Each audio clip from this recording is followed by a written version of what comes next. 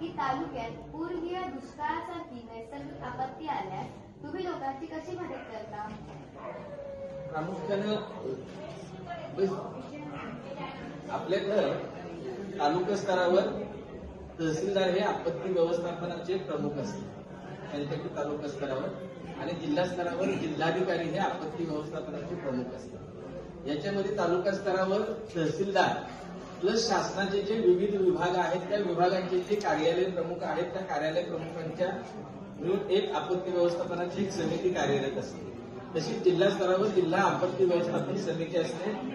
या समितीच्या मार्फत आपल्याकडे ज्या वेगवेगळ्या प्रकारच्या नैसर्गिक आपत्त्या आहेत त्या नैसर्गिक आपत्तीमध्ये एक त्याच्या दोन गोष्टी, एक प्रतिबंधात्मक उपाय, अशा आपत्ती घडू नये म्हणून काही उपाययोजना करायच्या, आणि दुर्दैवानं अशी काही आपत्ती घडली तर आपत्तीच्या कालावधीत आणि आपत्तीच्या नंतर म्हणजे आपत्तीच्या पश्चात काय गोष्टी करायच्या याबाबत शासनानं ठरवून दिलेल्या एसओपी आहेत. म्हणजे त्याचे काही असे संघटित नियम आहेत की कशा पद्धतीने कार्यवाही केली पाहिजे. त्याप्रमाणे आपल्या तालुका स्तरावरची समिती कार्यरत राहते, जिल्हा स्तरावरची समिती कार्यरत राहते.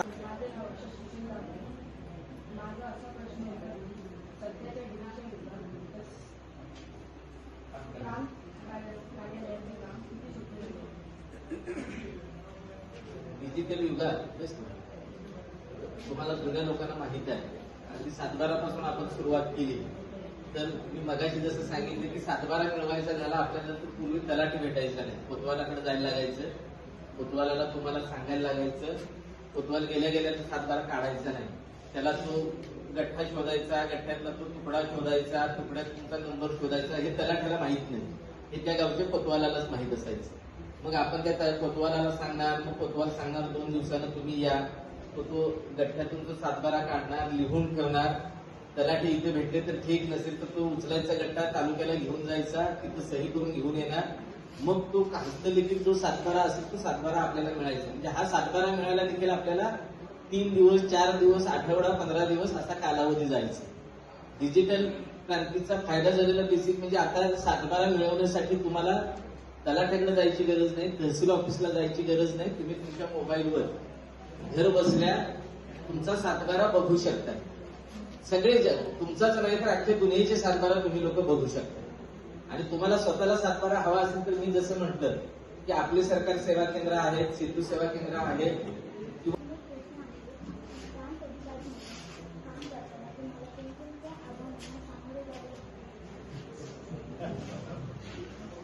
एखादं सांगितलं तरी बदल.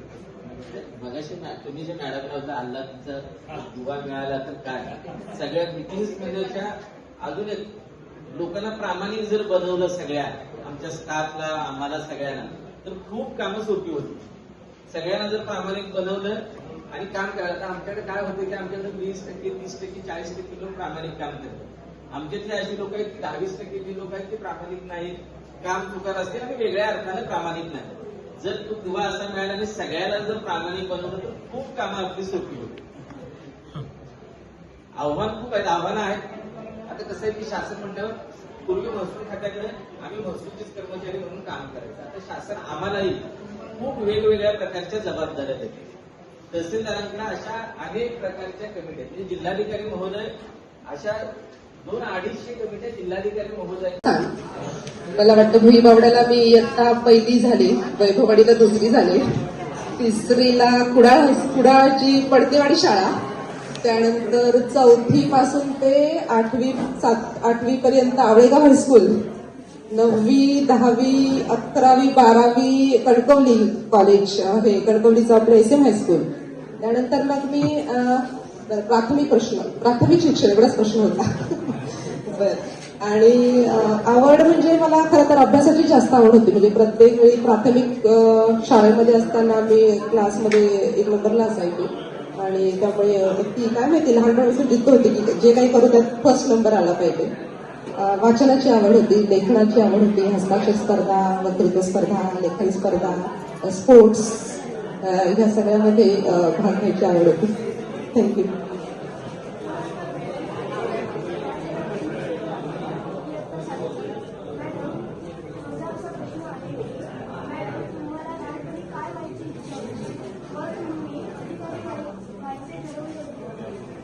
खरं तर खूप छान आणि विचार करणारा प्रश्न आहे. म्हणजे काय व्हायचं जीवनात, ज्याला स्वतःचं ध्येय समजलं तो खरंच सुखी प्राणी म्हणता येईल.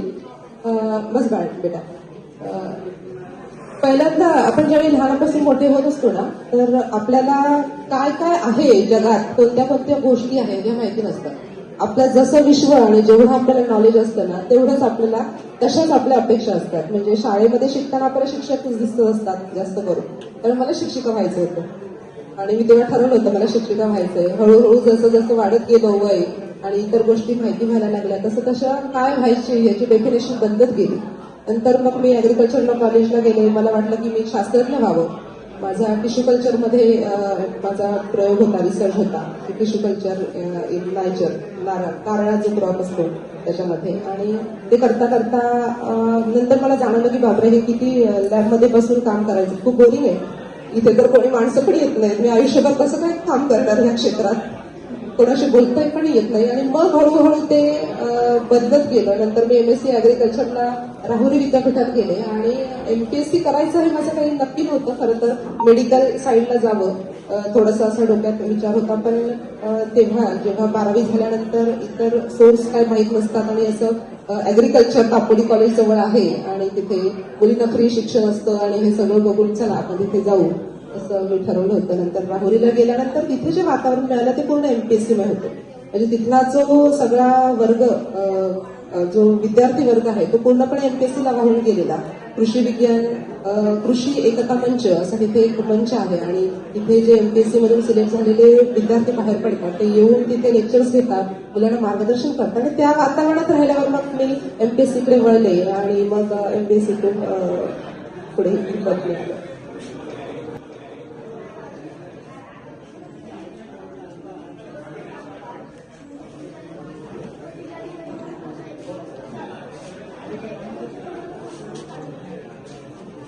उपजिल्हाधिकारी म्हणून एक दिवस कसा असतो आणि कोणती कोणती कामे करावी लागतात. खरं तर इथे जे पद आहे, उपजिल्हाधिकारी जरी पद असले ना तरी त्यामध्ये कामाची विभागणी आहे. म्हणजे बरेच उपजिल्हाधिकारी असतात. उपजिल्हाधिकारी करमणूक शाखा म्हणजे एक आहे आपल्याकडे, संजय गांधी निराधार योजना आहे. त्यानंतर उपजिल्हाधिकारी महसूल आहे, उपजिल्हाधिकारी पुनर्वसन आहे. आणि त्या प्रत्येक विभागाची कामं वेगवेगळी असतात, तसं तो काम करत असतो. आणि माझ्याकडे आहे भूसंपादन. भूसंपादन म्हणजे ज्या काही शासकीय योजना असतील त्याच्यासाठी जी काही जमीन, खाजगी जमीन लोकांकडून संपादन करावी लागते, ती जमीन संपादन करून देणं त्या संस्थेला आणि त्याचा जो काही मोबदला असेल तो त्या लोकांना वाटप करणं. आणि त्या अनुषंगाने जी दैनंदिन कामं असतात ती आपण करत असतो.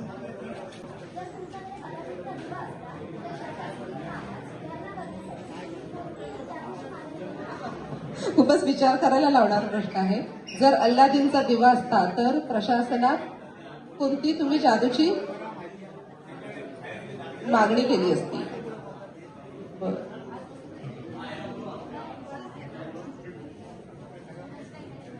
बापरे, खरंच विचार करायला प्रश्न आहे आणि मनापासून उत्तर द्यायचं झालं तर मी ना असं काहीतरी डिजिटल काहीतरी असावं. म्हणजे माझा खालच्या स्टाफकडून आपल्याला कामं करून घ्यावी लागतात ना, कधी कधी ती होत नाही आणि असं इरिटेट होतं. मग अशीच काहीतरी जादूची कांडी की मी त्याच्यासाठी हे आपण काहीतरी मागितलं की कसं होतं हे दे, तसं कोणाला तरी सांगितलं बाबा हे तयार करून दे, काहीतरी पत्र तयार करून दे आणि ते पटकन मला मिळेल. किंवा जाऊन इथून लगेच त्या फील्डमध्ये आपण कसं अगोदरच्या काळी असं दाखवायचे, फिरला आणि तिथे जाऊन त्या क्षणी त्या ठिकाणी गेला, असं जर काही मिळालं तर खूप छान.